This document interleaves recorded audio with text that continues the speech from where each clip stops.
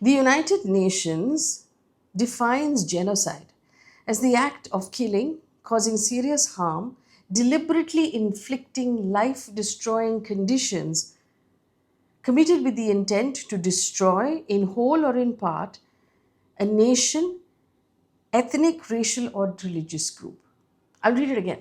The United Nations defines genocide as the act of killing, causing serious harm, or deliberately inflicting life destroying conditions on an entire group of people, ethnic, racial, or religious group, with the intent to destroy them in whole or in part. If we take that for a second and just examine it, it means that you're attempting, with an intent to destroy an entire population of people, you kill, you harm, and you deliberately create conditions that destroy life. That is what the official definition of a genocide is.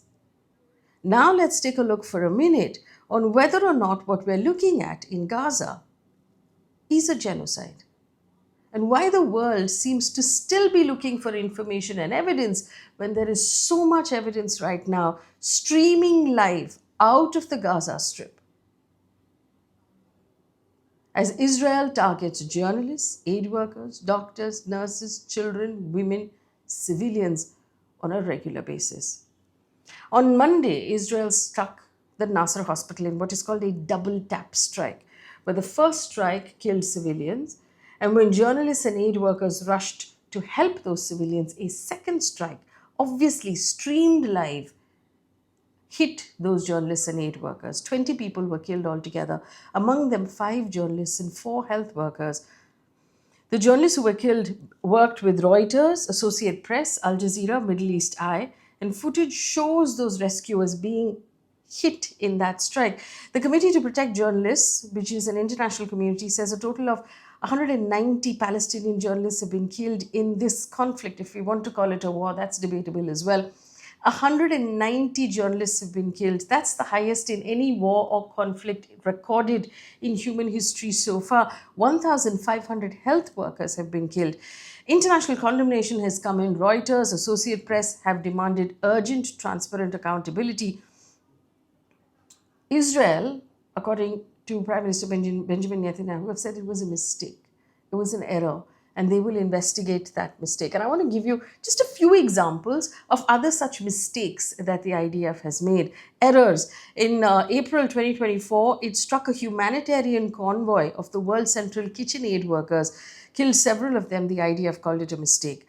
Israel opened fire on children collecting water at the refugee camp in July this year. 10 were killed, 6 among them children. The IDF called it a technical malfunction of munition. 15 Palestinian medics and civil defense workers were killed in March this year. Israel called it a mistake and promised to investigate. This is only a handful of cases. There have been several others. Let's take this bigger war context to see what sort of numbers we're looking at. Since this conflict began in October 2023, according to Gaza's health ministry, 62,000 Palestinians have died. More than half of those were women and children. Very recently, there was a Christian bishop who held a service in which he read out the known names of every Palestinian child who has died in the Gaza Strip over the last 2 years. It took him 7 hours to read through that entire list.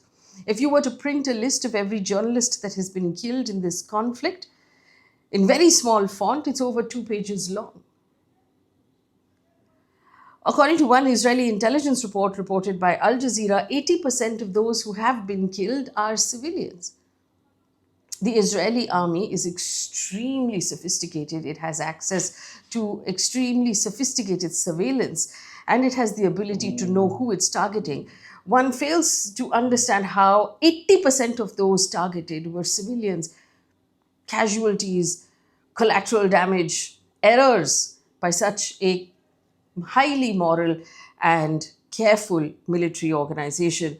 Israel insists that its goal is to destroy Hamas and Hamas infrastructure and not civilians, yet 80% of those it has hit are in fact civilians. Benjamin Netanyahu has also announced that the next move will be to seize Gaza City. So very clearly here they're taking over portions of the Gaza Strip. and they are annexing. The defense minister has said the city will be reduced to rubble and gates of hell will be opened if Hamas does not surrender. For many in Gaza, this means further displacement, destruction, and loss of life. Now comes the angle of the famine, which we are all looking at in photographs and in live streams that are coming to our phones. Children are being starved to death. If this is not creating a situation where life is being destroyed of a certain community of people, I don't know what is. Now, the Integrated Food Security Phase Classification, which is the world's top famine monitoring body, has said that parts of Gaza are now in famine. 1 in 6 children under the age of 5 is acutely malnourished. By September, 1/3 of the entire population will be facing catastrophic hunger. This is, of course, an artificially created famine because the food is waiting at the gates of the Gaza Strip, but Israel will not let it enter. Now, again, Netanyahu has dismissed the famine declaration, calling it lies, and insisting that aid is reaching Gaza through airdrops and maritime deliveries and distribution points. Now, the airdrops very often fall into the ocean where people are not allowed to take their boats, so they have to swim out, sometimes starving, to fetch those airdrops out of the water, not always successfully.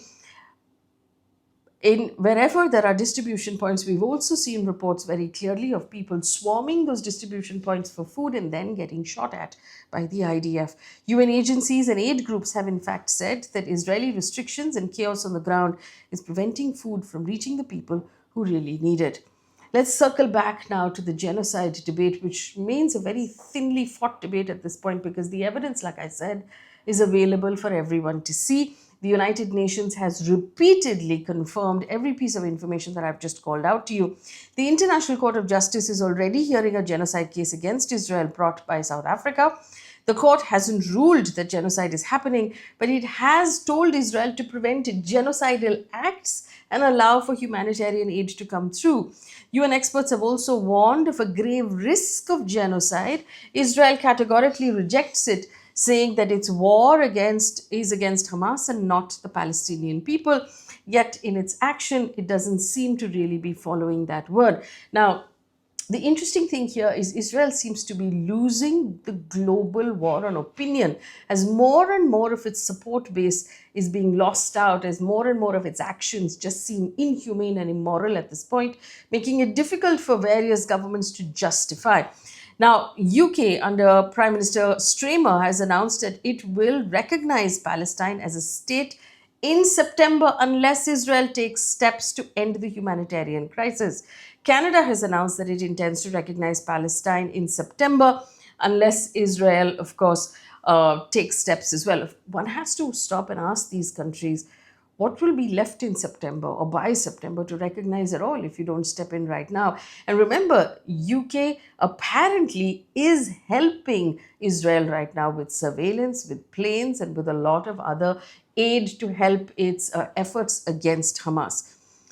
The announcements are also coming as a trend. France, Malta, and others have declared that it plans to recognize Palestine by September. There are several other countries that have broken ties with Israel because of what they're doing, including Ireland and, like I already pointed out, South Africa. Ceasefire talks continue, led by Donald Trump. Hamas has agreed to a proposal from Arab mediators that involves hostage exchanges and temporarily halting of fighting. Israel has not formally responded. Netanyahu says he wants a comprehensive deal that will completely disarm and dismantle Hamas. Of course, Palestine is asking for 2 states and say without 2 states we will not agree. So there is right now no breakthrough as far as ceasefire talks are considered. US President Trump has said that he expects a conclusive ending within the next 2 or 3 weeks, but we know which side he's batting on very clearly as he continues to fund Netanyahu's, war against the Gaza Strip. He's also made it very clear that he wants to take over the Gaza Strip, and he is effectively, at the end of the day, a real estate developer. He wants to develop property on the beach after he maybe clears up the rubble and then digs out the bodies of little children that are buried under that rubble. Because while we know that these many children have died, there are many that are still unaccounted for as buildings now are unsafe and continue to collapse. Here is where we finally stand. Every day we are treated to visuals of starving children, of women who are struggling to feed their children, who are struggling to take care of their own health without food, without water, living in tents and biting cold or extreme heat. We are seeing everyday journalists being shot at, a complete war crime, healthcare workers being shot at, a complete war crime, children being starved to death and being shot at while they collect water, while they collect food. All of this in the year 2025, when we would like to believe that as a human race we have evolved to understand what humanity really is. But apparently we have not. Apparently, for a piece of land and for a slice of ideology, we are willing to allow children to be sacrificed in the thousands, in the most horrific way, as the international community continues to sit by and wait for I don't know what before they do something. Remember, Israel as a country is being propped up by the West and by its ideology. All it has to do, the West has to do, is to tell Israel to stop. But for some reason, they won't do that. And in the meantime, Benjamin Netanyahu continues to commit war crimes. But he shoots his journalists, and he shoots his doctors and nurses and children and women with complete impunity, as if they're not even human. How long will it take before the world actually steps in and does something? This is a genocide.